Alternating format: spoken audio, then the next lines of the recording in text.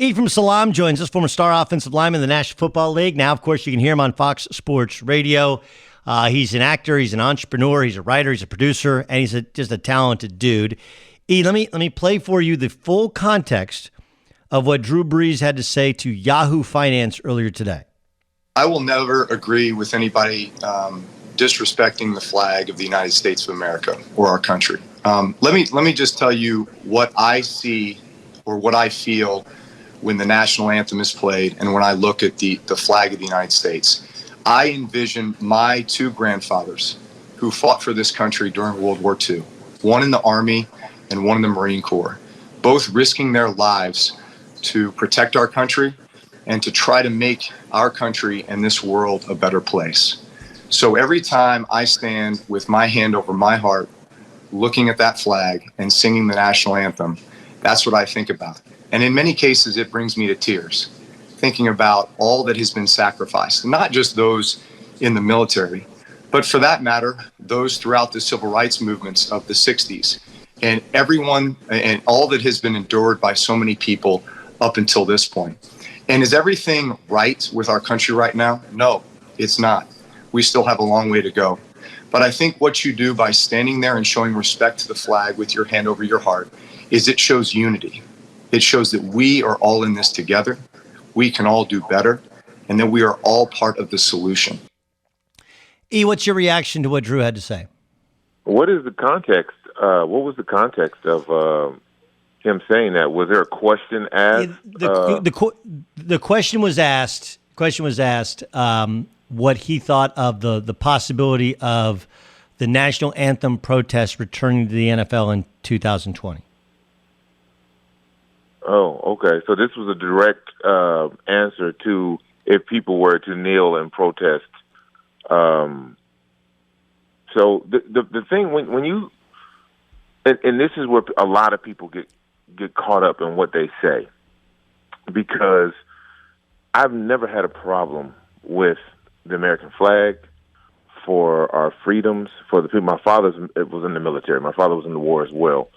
So I understand that I have family members currently in the military who have sacrificed a great many of things including life for this country. So I don't have a problem with that. But given the current climate that we're in right now, I don't want to switch the narrative again. Like we saw what happened during the initial Colin Kaepernick protest. It became less about what he was protesting for, and it centered directly on how he was protesting. And so when I hear a statement like that, that gets people to talk like you. So now I'm have to talk about Drew Brees' response to what the flag means to him and his family lineage of military service and so on and so forth. And given the current climate of what's going on in the entire world right now, with the spotlight shown on police brutality, which the original protest was for. That's what the protest was for. The unfair policing of minorities in their own communities by the hands of the police. And so it's difficult for me to, like, if someone says, what do you think about the protest, if the protest comes back in 2020 to the NFL, I would say I think it would have more steam now because people actually get to see and feel exactly what the first protest was about, right? And that the individuals that are protesting, they're not disparaging the flag or the military or even this country. It's the treatment by some within this country. That's where I would go, right? But that's a setup for Drew, right? That's a setup because he obviously feels a certain way about the flag and the military and what that means to him. But they didn't really ask him about, I don't know if they asked him in that interview about what's going on. How do you feel about the current events? And have you talked to some of your teammates, some of your African-American teammates, and so on and so forth? So it would be unfair to just throw him. They pretty much throwing him to the wolves because that's not what we're talking about. Everybody right now is feeling and talking about what's happening to African-Americans in this country by the hands of police. That's what's happening. That's the topic. So when you start asking random questions and you getting these answers that don't address actually what's happening right now outside our own front doors, then it's misleading. How does this affect him in the Saints locker room? And that's what I mean by it's unfair to him, because it comes off as tone deaf about what the actual issue is and what some are currently going through right now in this country. Because, you know, I'm sure if they would have asked him, and I'm not sure if they did or not because I'm not privy to the entire interview, but I'm sure if they would have asked him, how do you feel about, number one, what you saw with George Floyd, how are you responding to it, what are you telling your kids, what about your community, the answer would have been different. So yeah, I mean, they didn't ask. I'm with you. I'm with you. And he did say, you know, things aren't all right or whatever. You know, he did the. I don't know. Do you think it'll stop like offensive linemen? Do you think that changes? Can you, within the confines of a locker room, can you contextualize the discussion enough to where guys, it can be business as usual? Well, you know, they know Drew Brees better than we know Drew Brees. Right? Those guys in that locker room, they've been with Drew, and some are new guys there, but for the most part, those guys have been around him, so they know who he is and what he's about. We don't know that. On the outside looking in, I mean, I know Drew Brees, but I don't know him like that. I've never played with him. I played against him for over a decade. But those guys in that locker room know him and know what he's about. And they may understand that, you know, we don't know what he's doing directly to address what's going on in New Orleans and in the communities. If he's out there on the front line, if he's protesting, we don't know that. So I can't give a blanket statement about what those guys in the locker room would do. I think that's a conversation that they're going to have when they all get together. And whatever comes out of that, I'm sure we'll be privy to eventually. But I can't, you know, justly sit here and say those guys aren't going to like Drew Brees for his comments, because these comments can be taken way out of context. Yes, but that's what happens. That's exactly what happens. That's the nature of the nature of where we are. I guess then the question becomes, though, what if that is his feelings? If he's like, look, you have your right to protest. I agree with the protest. Like any human being, you watch that video and you're just appalled, right? Like you lack any sort of. Not everybody's appalled. I think everybody's pretty appalled by it. No, I've actually been on radio and had people call in, and you'd be surprised on some of the sentiment, right? Which is part of the dialogue, right? Like, why wasn't that egregious, and why wasn't that appalling to you? And some were like, look, the police were within their right. I didn't think it was too excessive. But I trust me, firsthand, I've gotten all of those live on the air, and that's why I enjoy dialogue, because it's like a very pro-police, and never one time has anyone been anti-police. Like, I'm not anti-police; I'm anti-corruption.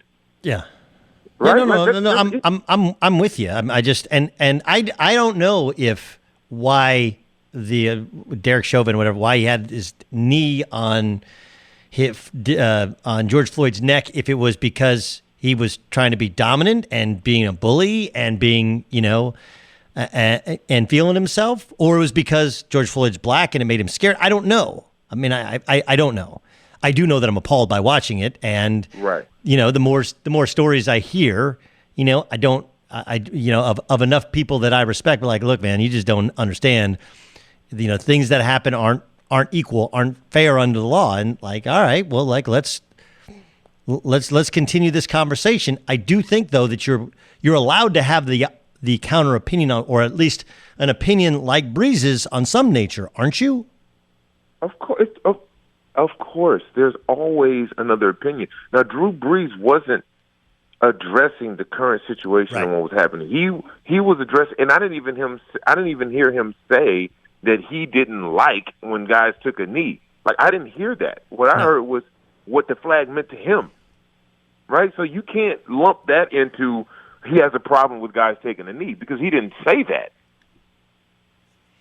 Agreed. Did he? No. Right, no, but again, that doesn't mean that's not what happens, right? You and I are reasonable, sensible, educated people who, you know, like, you know, you grew up in sports. you're not really. I find that very few people who spent their lives in sports have any ability to be racist. It's hard. You're not gonna, it's really hard. Really, it's got to be really hard. That doesn't mean there aren't racists in sports, but there aren't a lot because you just don't make it that long because you got to figure out how to get along and respect people you play with and compete with and against. But I think the way in which it's going to be taken, it doesn't. It's like the perception doesn't necessarily. It doesn't matter if it's a reality. It becomes a perception. Okay. Let me ask this. Should Kaepernick, I am of the opinion that a massive missed opportunity by Kaepernick to maybe retake leadership of something that he started, maybe he had no idea or had no thoughts that it would become this big a thing. But you got cops and protesters alike taking a knee. That's Kaepernicking. And yet he's nowhere to be seen. Couldn't he be the leader of this movement when he kind of is, but it's allowed to have all these offshoots and fake leaders because he doesn't seem to have it in him to be that leader? No, I don't know. I'm not going to question what he has in him or not because he sacrificed a great deal to bring this to the forefront. He was criticized, he was demonized, he was villainized by his silent protest. And now all people are saying is, why can't they protest peacefully? Right? So they talk about a man who protests peacefully, and then they villainize people who are outraged and now have a little more steam to their protest. So it's pretty much a lose-lose. In terms of why isn't he out front being the leader of this movement, he's never been in front of the camera, right? Even during the protest, people are like, we just want to hear him speak. We just want to hear him speak. But that doesn't discount or discredit what he's doing for this movement. He brought it to the forefront. This is something that has been plaguing the African-American community since the beginning of time. And the fact that he chose that way to protest in that platform, it made it a world event because everybody's talking about all over the world. And now, 3 years later, we're seeing when you ignore or when you ostracize someone who's trying to address an issue and you ignore that, this is what happens. So in terms of why isn't he at the podium and why isn't he at the White House rallying everybody, I don't believe, to me, the protest doesn't land on him. This is bigger than the NFL and him taking the knee, and it's grown far greater than that, which it should have. So this is just not a movement where one guy can lead the movement. This is happening in countries all over the world. This is happening in all 50 states. So to have one guy as the guy who is the leader of a movement it's been centuries in the making. That's unfair to put on him. That's impossible. You can't put this whole thing on his shoulders. Although he was the face of it during his protest in the NFL? I just disagree with you. I honestly think he is the face of it, and part of the reason that people were able to make it about the flag was because he wasn't taking a commanding role in it and say it's not about the flag. Continue to reiterate. He came out and said it wasn't about that. But I understand, but right? you have to keep people on message. Like that's part of leadership is keeping people on message. And right. In a leadership role, everybody's in a leadership role. Like there's no handbook on how to be a leader. Everybody leads in their own way, right? So the faces of this movement are George Floyd, are Breonna Taylor, are these victims who've been those are the faces of the movement. Not Colin Kaepernick. Those people who've lost their lives to this very thing we're protesting, those are the faces and the leaders of the movement. Listen, I understand, but they're not here to speak and stand up for themselves. That's right? why we're doing it. I get it. But what I'm saying is if Colin Kaepernick was over the last week at different rallies and leading and saying, look, this is what I've been talking about for years. These are the names. These are the faces. These are the people that are important. And, oh, yeah, by the way, if you're with us, you're not looting. You're not destroying property of owners. That's you're not with us. And this is what it's about. It's about this thing. I think that's leadership, and I think that's missing. And I'm surprised that a former starting quarterback in the NFL that could lead 53 men to a Super Bowl and nearly to a comeback win the Super Bowl doesn't see it that way. I'm surprised. Yeah, but once again, we can't. And I think that was the problem with the protest. Everybody had an idea of how he should be protesting and what he should be doing. It doesn't work like that, right? Like, and if we would want things to be a certain way, but if they're not that way, it doesn't discredit or it doesn't take away from the actual facts. Whether Colin Kaepernick decides to step out and go to Washington and Minneapolis and Oakland and overseas to talk at these rallies, that is beside the point. That the movement is too big. It's bigger. It's way bigger than that now. Yeah, would that add some energy? And of course, but this train is going. It's not. Obviously, you can see it. It's not going to stop. There's a line being drawn. There's no more straddling the line. Right is right and wrong is wrong. And you got to pick which side of the line you're on. And however you feel or deem you need to be to speak out and be heard, that's your decision. But us as a collective, that's the loudest voice. We don't need Colin Kaepernick standing at the steps of the Capitol giving us a speech on what to do or how to do it. This thing is already in motion. That 8 minutes, 46 seconds was devastating. George Floyd, listening to him cry for help and no one doing anything. Breaking news: all the three other officers have all been charged with aiding and abetting second-degree murder. Right. So they'll all be arrested today. Yep. That was just released via CNN and every news station. The district attorney in Minneapolis has levied that punishment after assessing all of the evidence. Like, look how fast this is happening. This would have took forever, right? Yep. Those officers in Atlanta. I don't know how long. I mean, like, look, I have no idea how long it would have taken. I have no idea. I mean, like, look, if we want justice, there has to be a fair trial, but I don't know. I do know that's breaking news, and I know that you and I will continue this conversation.